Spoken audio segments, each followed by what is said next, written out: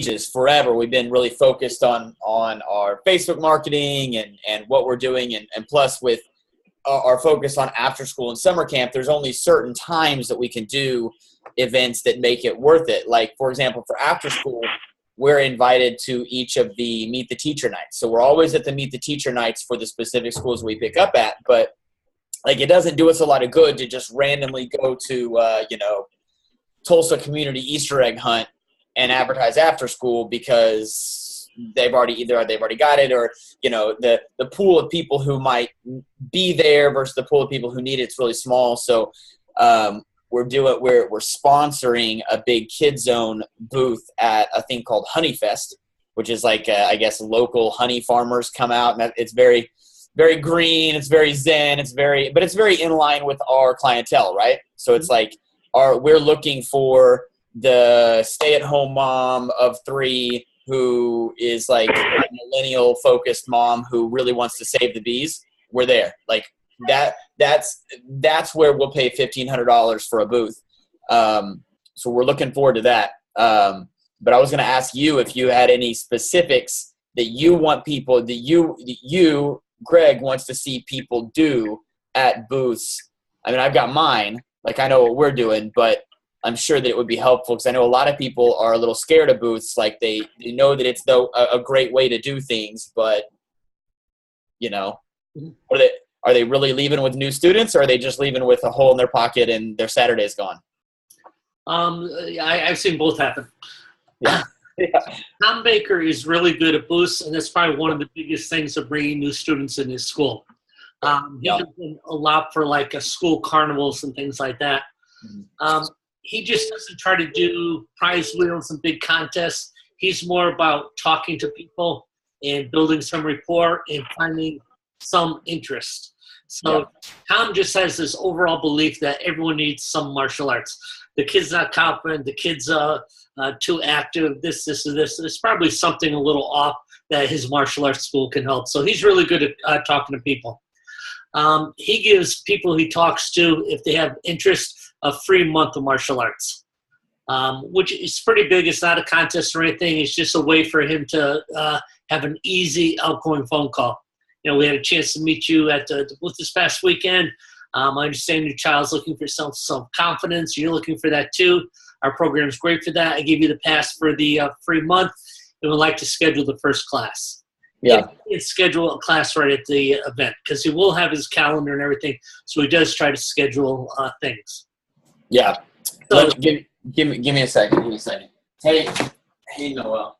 Can you grab me those appointment cards from the front? Is that possible? Thank you. We accidentally bought some appointment cards from Valerie, and so, which is good, because when they got here, I was like, I didn't tell them I wanted these. But I just didn't pay attention, I guess, to the like, I didn't communicate well enough, but I like them, so we're going to use them. That's one of the things that what we have a tendency, this is a good problem, right? But the problem that we have a tendency to have is too many people, too many people at the booth, too many parents to discuss, to serve. And that becomes challenging. One of the ways that we solved that challenge in, I think it was 2013. So like, we used to do our Tulsa State Fair, and it's a state fair, but it's Tulsa State Fair. There's an Oklahoma State Fair and a Tulsa State Fair, because Tulsa and Oklahoma City are a little rival. Thank you so much. I appreciate it. Tulsa and Oklahoma City have this, little rivalry going. We think we're the state fair. They think they're the state fair. They're probably right. Ours is a little smaller.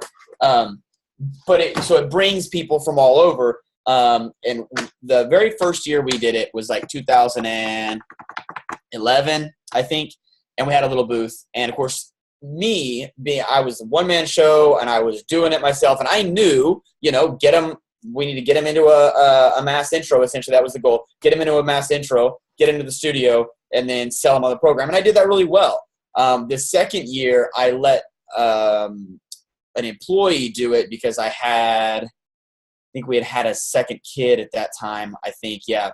So it was really, really hard for me to be there. And, my wife was like 8 months pregnant. And so she wasn't super stoked on me being, and this particular event, you had to be there the entire 10 days, and they would have people, little marshals walking around, and if your booth was empty, you weren't invited back, because they didn't want a bunch of empty booths. And it wasn't as good because I had that person going. What I found was when I had somebody else signing people up, they would sign anybody up because they wanted to show me a bunch of names and phone numbers.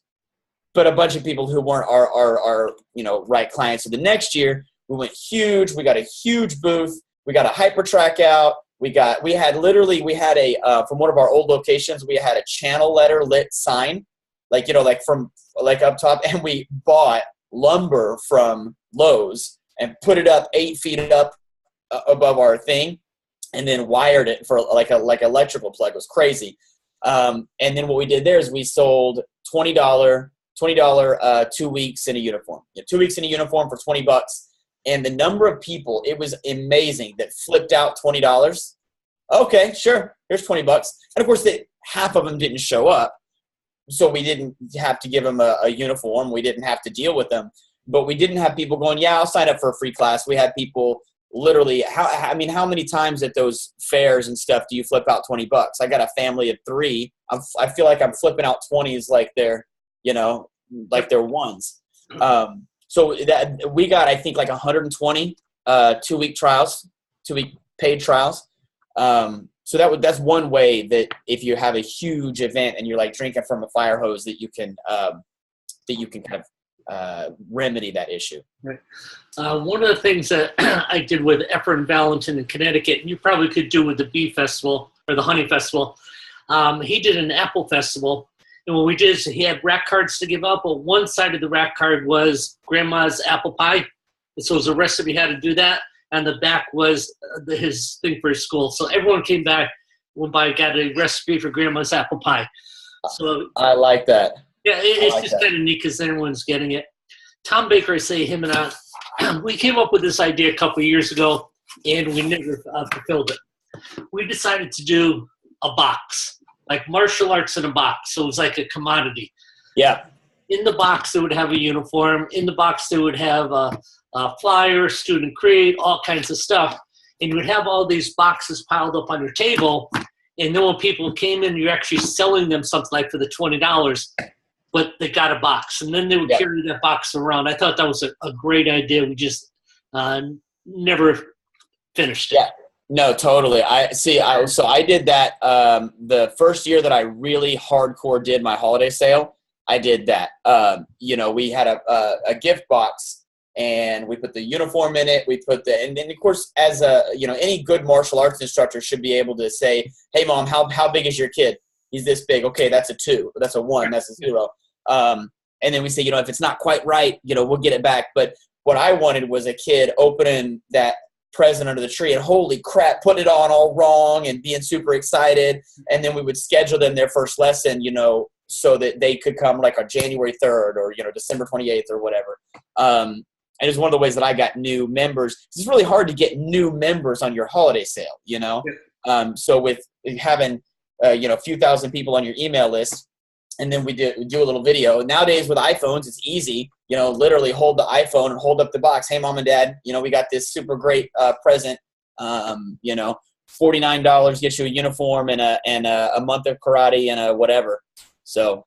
But I thought a real custom box with your logo on there, the benefits of martial arts. That would be awesome. People are carrying that around. Yeah. When we had our animal rescue in Arizona, we used to do booths all the time. And it was about getting donations and things. We would always have a mascot. And people just love to take a picture with a mascot. And it's like we got those new Instamatic cameras. Mm-hmm. So they actually had to wait and get the picture. So they had to wait like 30 seconds and would give them the picture. But it'd give us time to get their information. Yes. Yeah, I like it. We tried to do a Santa Claus one time during the holiday season. And this other guy was dressed like Santa Claus. In fact, Tom Baker's son was supposed to be dressed up as Santa Claus. This guy comes and goes, "Hey, there can only be one Santa Claus at this event, and I'm it." So we went out and we got a reindeer costume. So, but whatever, everyone just wants that picture. So martial arts, it's so easy to get some type of costume or mascot. Yeah, just all the kids lined up waiting to get their picture. Absolutely. Yeah. I mean, you like whatever. What's his face? What's the panda? Kung Fu Panda. Yeah, but what's his name? Poe. Poe. Yeah. Right. Everybody knows that. Even if it's not that popular of a movie anymore, every kid knows that. Yeah. Those kind of. I like that. Take a picture and then got to wait 30 seconds. Yep. Hey mom, do you want to sign up for a lesson? In this particular case, I think what we're going to do. One of the problems is this is actually on Mother's Day, and I was real hesitant to do it. I would not be there, but we have a really good relationship. It's my kids' school. It's a private Montessori school. Both of my kids go to it, and they reached out to us last year and said, "Hey, all of a sudden, the YWCA, where we go swimming every Wednesday with our big kids, is going to be closed, like the entire fall semester. And we don't have anything for the kids to do. Could you, do you have something?" And because we had done donations, we had volunteered. My wife's like a classroom volunteer, which how the heck we pay so much money for that school, and then my wife has to volunteer, and then I have to bring snack every other week. I have to bring grocery bags full of snack. Y'all can't buy your own snack. It's ridiculous. My wife's like, "Don't complain," and I'm like, I just spent my entire from 8 p.m. to 9 p.m. grocery shopping, whatever. Yeah. So we do all that, and we participate, and because of that, they reached out to us, and because we have a big enough facility to accommodate, we had 50 kids taking parkour once a week for an entire semester. So they reached out to us again and said, "Hey, do you want to sponsor this Kid Zone event?" And without the blessing of my wife on Mother's Day, there's no way we would have done it, and without us I don't want to tell them no, because I want to make sure that they never ask anybody else to do it. You know what I mean? So because of that, we're going to use volunteers for the first time in a decade. I asked for volunteers. I never asked for volunteers. It's really not my bag, and I understand how valuable it can be. You have to let people help. I get it. But we're going to do this little appointment card. So this is the appointment card. It says you're invited, but then we'll say, hey, we have a Monday, Wednesday at 5:30 or a Tuesday, Thursday at 4:30. Which one is best for you? We'll have the volunteer write it down. That way the volunteer doesn't have to get into the point of sale and try to sell something. It's really easy for them to say, here's the schedule, here's this. And when the person asks them a question they don't know, "Ooh, I'm not sure, but William's really great. You guys come to this and they'll answer your question." That way the professionals can answer the questions once you get to your actual lesson. Because I'll be out. We're also building a big parkour structure. They specifically asked for parkour, not martial arts. So that's what we're giving them. We're building a big structure, and I can't be by the table. So I'm going to have to be out there. I did not ask a single staff member. One of them found out about it, and I'm going to give her some hours. But I didn't ask a single staff member. I don't want them to know that, that I don't want them to feel obligated to show up on their Mother's Day. So I like this idea. I'm glad we accidentally got these. We got a whole big chunk of them. Oh, nice. And so it's got our phone number, address, and then date and time on it. And it says, "We'll see you soon." There on the bottom. So I thought that was pretty cool. And they also did a custom drawing for us. It's got our logo on the chick doing a little vault. So I thought that was really, really neat. So that's the way that we're solving the issue of too many people, because there's supposed to be 5,000 people. It's at this place called Guthrie Graydon, which is a community. It's a big field. It's 3 acres square of just open space. There's an amphitheater and stuff like that. So, just on any sunny Sunday, there's going to be a lot of people out. But with an event like this, and with it being so hip, and it's downtown, which is very hip, we're going to have thousands of people. And, a couple hundred people walking through a booth within an hour is too many to deal with. So hopefully this helps. I'm open to any other ideas from you guys too. Zach Siokas, he used to have a prize wheel, and now he uses a big dice. He's got a big die, and kids can roll the die. So then he's got a list of prizes. So if they throw a 1, it could be 1 free class. If they throw a 2, it could be a 45 or an hour-long pizza party. They could win a birthday party. He also has a dodgeball party, and they just get 2 classes and roll again. And he just loads up his appointment book. He just love to either spin a wheel or have something to win. So, he's looking for this massive amount of people coming back instead of just one person by doing a pizza party. Hopefully he's going to get 5 or 10, something like that. So Yeah, absolutely. We did the first time we ever did a prize wheel was when Karate Kid came out.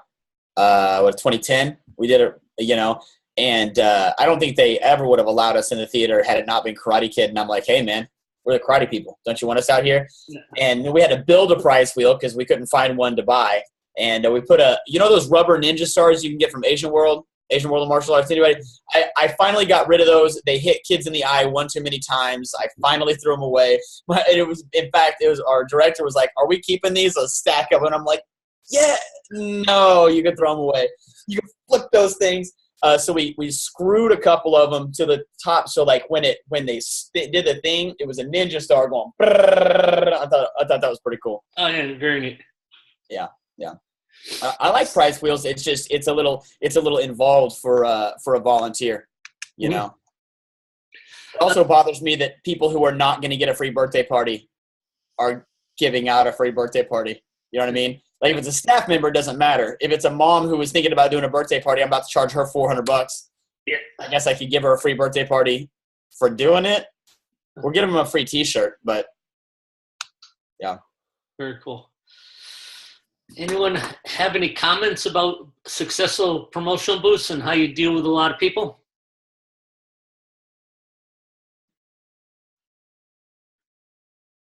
Nobody? You guys?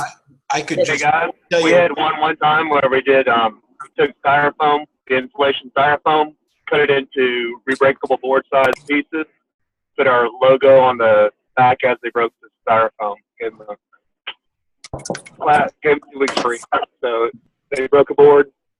It was styrofoam. We talked to them for a couple minutes, but Yeah. that was really, really popular because they walked around with the styrofoam, and they would have more people come up to us and talk to us because they broke the styrofoam. So that one was cool. That's cool. Nowadays, that Century sells those big, huge boxes. You know what I'm talking about? They're not pine. They're something else. Oh yeah. Balsa wood. Yeah, $100 gets you like 90 of them. You go through those things like crazy. Put one of your storm team members. Put labels. Put the like if y'all don't put your labels on them. Totally. Tom Baker goes to I don't know how many thousands of boards every August because he does August as board breaking month. And so kids can break a board or they can buy a stack of 50 boards. So he'll have 300 kids buy 50 boards. It goes like 15,000 boards. That's crazy. But he does it every August because August is a slow month. So he wants the kids to have a reason. So every class they do some type of board breaking. It's one of the most popular months. I like that. Yeah. We started doing, and we're going to do it again this summer. We did do it last summer, but a competition. Has anybody seen the Red Bull board breaking competition? So what they do is that, so rather than like NASCA or ISKA style, where it's like how many boards can you break or how creative is, or like what's your thing, you basically do like a bracket. So Kid A versus Kid B, and if Kid A does his break and Kid B does his break successfully, then the judges literally just point as if it's a tiebreaker. If the kid doesn't break it and this kid breaks it, well then great, and they choose their own breaks so that they think about it ahead of time. So we use 2 weeks or 3 weeks leading up to it to like, what's your favorite break? Let's practice it. Let's work on it. And then it's this huge bracket, and we draw the bracket on the mirrors. So it's like, oh man, I get to move up, and then we brought with the dry erase markers, and it's a really cool way for us to have something that's not sparring, it's not forms, but it's still interactive and it's still competitive, and everybody can still get a medal. Although there's obvious winners, I am an everybody gets a trophy guy. It's just that 3 kids get a much bigger trophy, So I really like that. That's a great idea. Yeah, it's really cool. We'll do that. So we're going to do parkour speed competition, which we practice that, and we'll do martial arts board breaking competition, and we're calling it our Motion Tulsa Summer Games. So they'll have it's basically an intramural tournament, right? Yep. But with that being the focus, so that we can practice it for the whole. I don't know if we're going to do it in August. We'll probably do it in July, but yeah. Now, would you mind? Because I know we're running a little bit out of time. I was talking to the girls from Rainmaker yesterday about kids going on vacation and how to track that through Rainmaker. Yeah. and how to make sure that there's some type of task when kids return, that they're either getting an email or they're getting a call. How do people put that in Rainmaker? I know it's on the front dashboard. It says the kids are on vacation. But how do we make sure that those tasks get done? Let me share my screen. Make sure that we're on the same page. Oops, I'm over here. Don't freak out about my negative $1,200. We're just doing, or $12,000. We're just doing after school re-enrollments. Everybody, we didn't lose $12,000 this month. So we're talking about, like, for example, Riley decides to go on vacation. Oops, where's her vacation?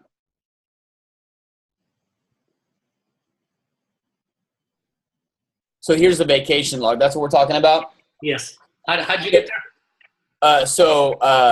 On a just regular profile, scroll down, go to attendance, and then we can see all of our attendance logs.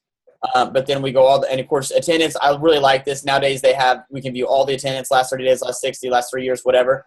Vacation start, put the vacation start in. She's going to be here all the way through the 24th. I'm not going to hit save. But what that will do is that will take her out of any MIA flows. So she's not going to get MIA flows for, hey, we've missed you, we haven't seen you. That's super important. Now, what kind of task are you talking about? You're talking about like someone to call and say, hey, we missed you on vacation? Yeah, when they come back, I like to call them and ask them how their vacation was. Say, hey, that sounds like fun. Just want to make sure that we're on task for the next stripe testing, when you're going to come in, and just get them activated as soon as possible. I don't want to leave it up to themselves, because if they miss a third week and their mom's schedule changes, I'll never see them again. Yep. Hang on. Task for vacation. All right, so here's my fake profile here. I don't know if it's going to let me go on vacation because I'm not a real man. Yeah, I will. All right, so I'm going on vacation June 3rd all the way up through June 3rd all the way up through the 14th because we're rich. We're going to Disneyland. So there's my vacation. I don't know if it's going to show it. Yeah, here's my vacation and start, vacation return. So what we want, I think you're right. So they come back on Friday. I think we would add a task for maybe that Saturday.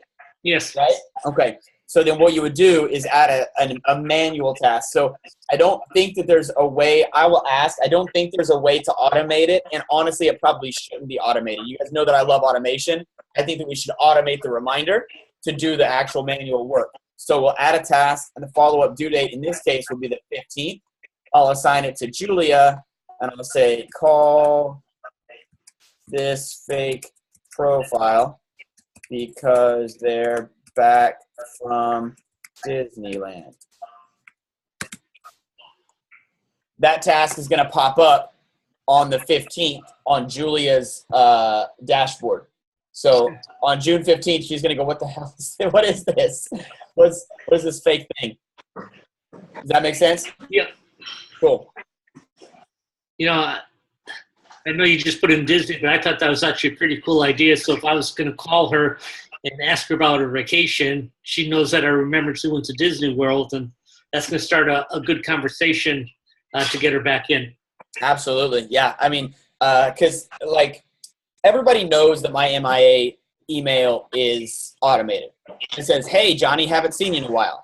You know what I mean? Everybody knows that's automated. But if I call and say, hey, you guys are back from Disneyland, even if it's a voicemail, yeah, you guys are back from Disneyland. I hope it was super awesome. Can't wait to hear all about it from Riley. Are you guys coming back on Monday? If you need a little bit of extra time, we can restart you on Wednesday, no problem. That's totally cool. Yeah. Yeah, I'm going to give you just an idea, and may sound silly, but it worked really good.